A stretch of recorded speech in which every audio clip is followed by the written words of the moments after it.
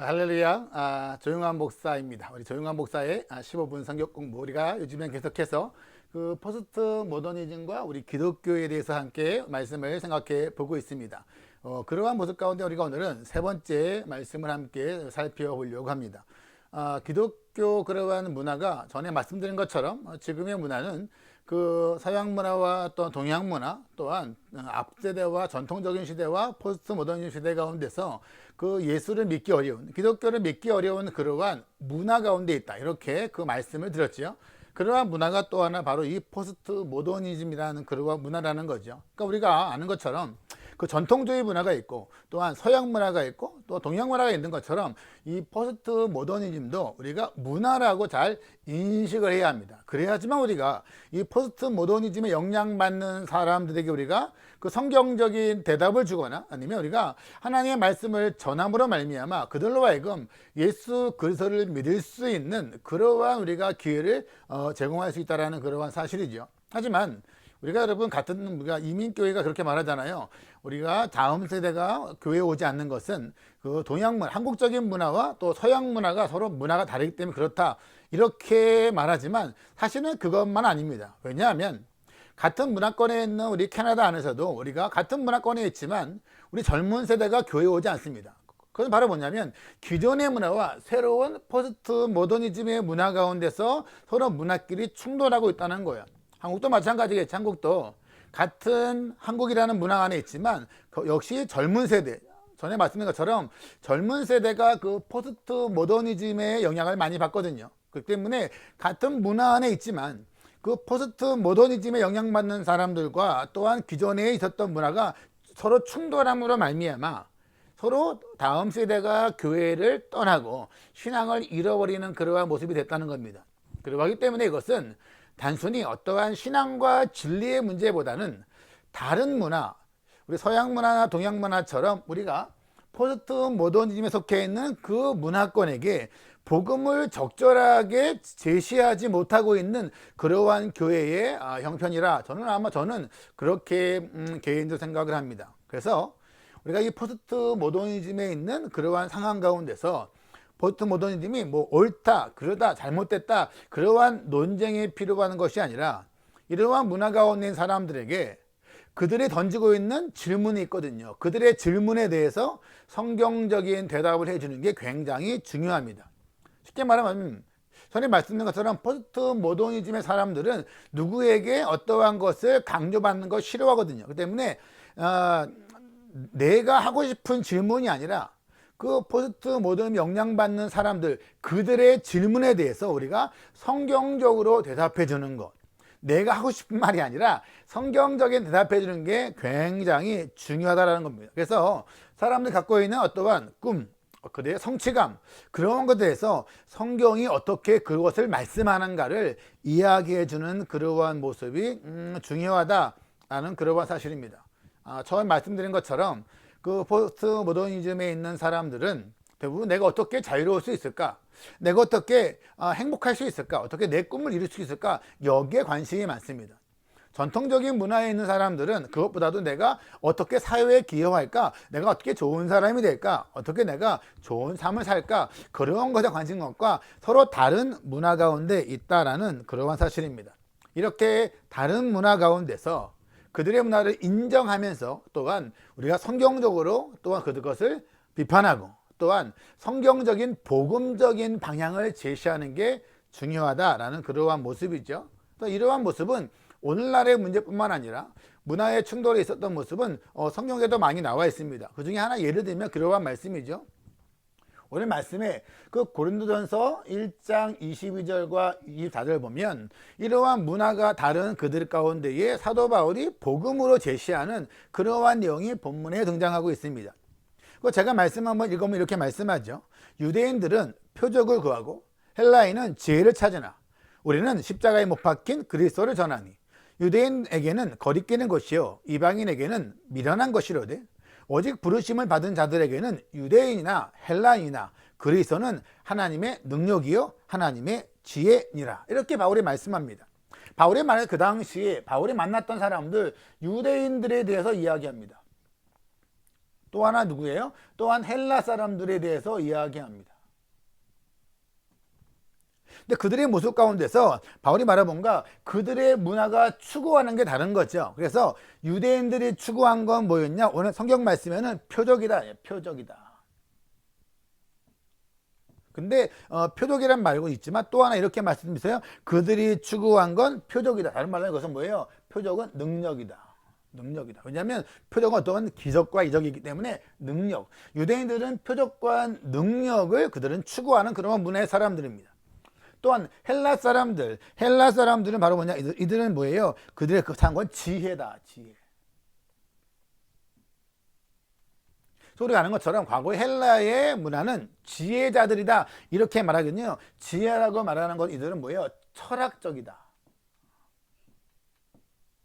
또한 이 사람들은 바로 뭐예요? 이 지적인 것을 추구하는 게 바로 당시에 헬라와 그러한 또한 유대인의 문화입니다. 그러니까 헬라 문화 사람들과 유대인들 가운데 서로 추구하는 게 다른 거예요. 그래서 이 사람들에게는 표적과 능력이 중요하고, 다른 말로 하면 표적과 능력이 중요하다라는 것은 바로 뭐예요? 그들 가운데서는 바로 이 유대인들은 실제적인 거예요. 실제적인 거. 말씀하지만 뭐예요? 헬라인들은 지적인 거라는 겁니다. 서로 다른 것을 추구한다라는 거죠. 그래서 그들은 바로 뭐예요? 기독교의 복음을 받아들이지 않는다 이렇게 이야기합니다.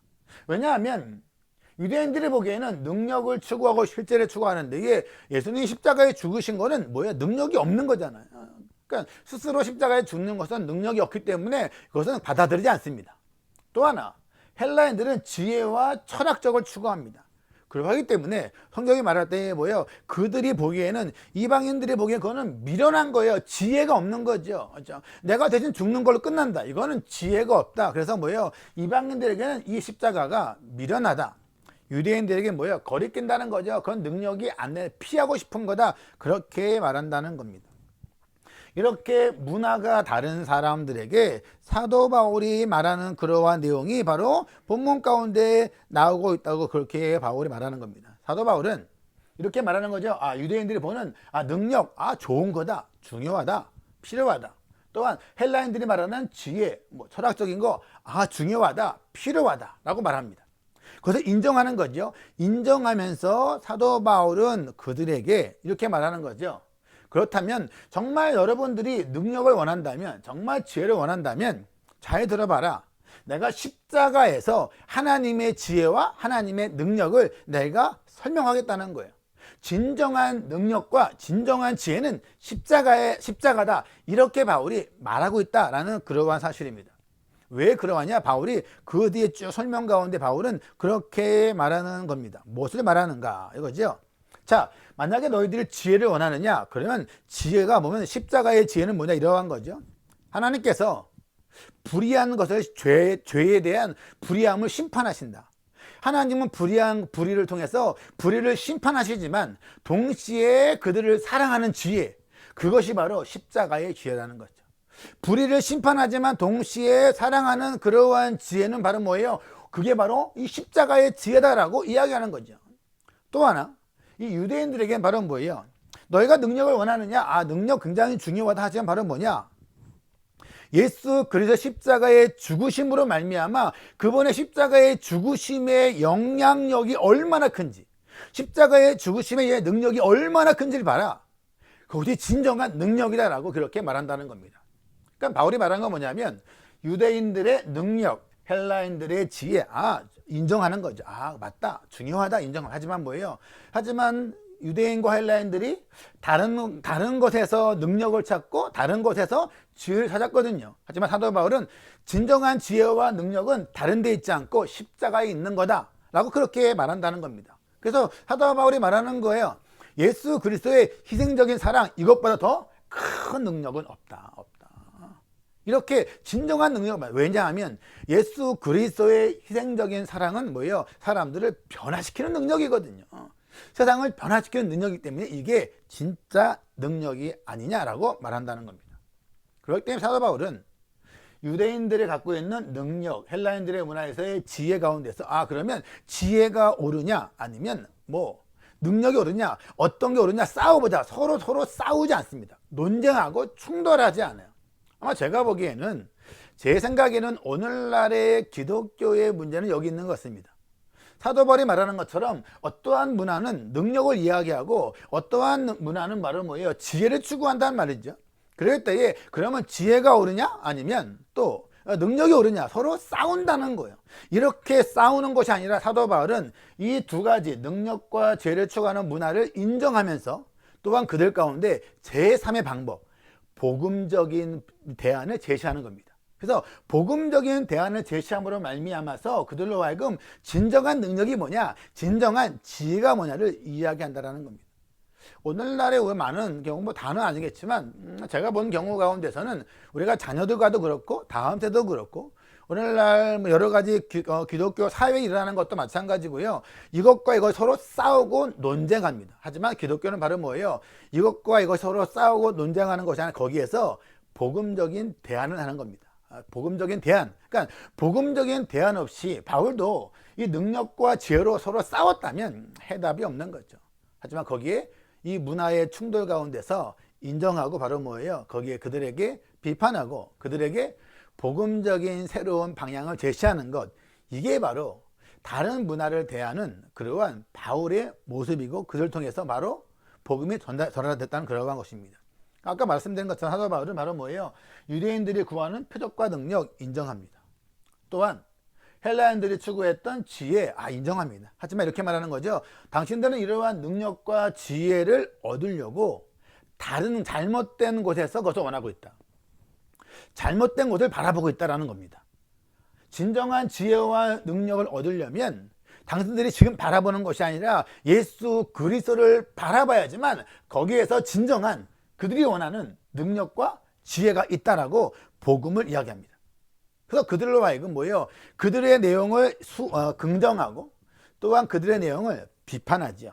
비판은 동시에 바로 뭐예요? 그들에게 복음적인 그러한 방향을 설정해 주는 것. 이게 바로 사도 바울이 보여주고 있는 그러한 모습입니다. 그래서 사도 바울은 유다의 문화나 헬라의 문화 가운데서 예수 그리스도를 전하였지만 동시에 유대 문화에게는 바로 능력으로, 헬라 문화에게는 지혜로 서로 이 문화에 따라서 복음을 다르게 적용하고 있다는 그러한 사실입니다.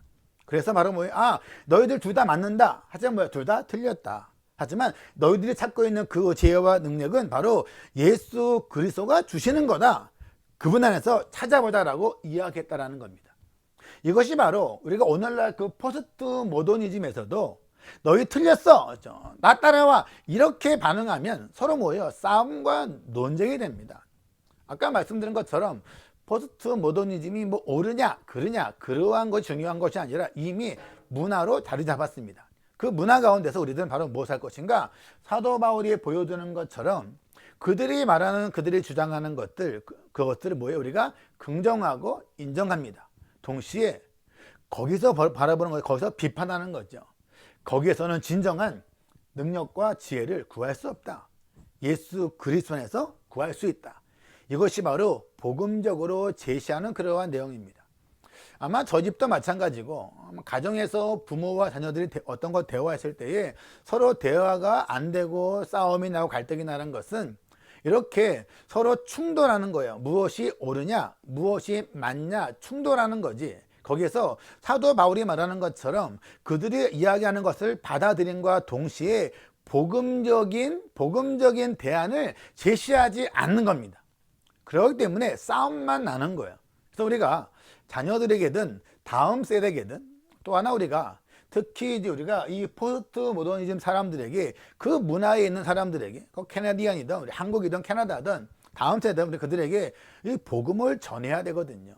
복음을 이렇게 전하지 않으면 사람들은 서로 뭐예요? 언어가 같지만 문화의 충돌로 말미암아 포스트 모더니즘과 전통과 포스트 모더니즘과 기독교 문화의 충돌로 말미암아서 그들은 교회를 떠나간다라는 그러한 사실입니다. 오늘날 여러분 캐나다도 마찬가지거든요. 아까 캐나디안 교회에서도 같은 문화와 같은 언어 안에 있죠. 하지만 뭐예요? 젊은 세대가 쉽게 말하면 포스트 모더니즘 영향을 많이 받은 사람들이 교회에 오지 않습니다. 왜냐하면 안 그런 교회도 많지만 캐나다 안에서도 뭐예요? 오랫동안 전통적인 방식의 예배를 주장하는 사람들이 많아요. 그게 뭐 틀렸다는 것이 아니라 그들이 그것을 계속 주장한다는 건 뭐냐면 그들의 문화를 계속 주장한다는 겁니다. 그래서 어떤 것이 옳으냐, 어떤 것이 틀리냐 그렇게 하는 것이 아니라 그들을 추구하는 것과 문화를 인정하고 받아들이는 것뿐만 아니라 또 그것을 우리가 비판함으로 말미암아 정말 포스트 모더니즘에 영향받는 사람들이 원하는 것을 유대인들이 능력과 헬라인이 지혜를 원했던 것처럼 그들이 원하는 것을 어떻게 그리스도 안에서 찾을 수 있는가, 이렇게 복음적인 방향을 재설정해 주는 것, 이것이 바로 오늘날 교회들과 그리스도인 또한 우리 부모들의 역할이라고 생각됩니다. 우리가 한 번 내지 두 번 정도 더 이 부분을 나눌 건데요. 우리가 다음 주에는 그러면 좀 구체적으로 어떻게 포스트 모던 영향받는 사람들, 그들이 말하는 것을 어떻게 우리가 복음적으로 전할 수 있을까에 대해서 우리가 조금 더 다음 주에는 구체적으로 나누도록 하겠습니다. 한 주간도 우리가 9월의 오늘 첫날인데 여러분 9월의 시간까부터 한 주간도 또한 9월 날도 우리가 주님 안에서 주님의 은혜 가운데서 우리가 넉넉히 풍성하게 복음적인 삶으로 우리가 나아가는 그러한 삶이 되시기를 주님의 이름으로 축복합니다.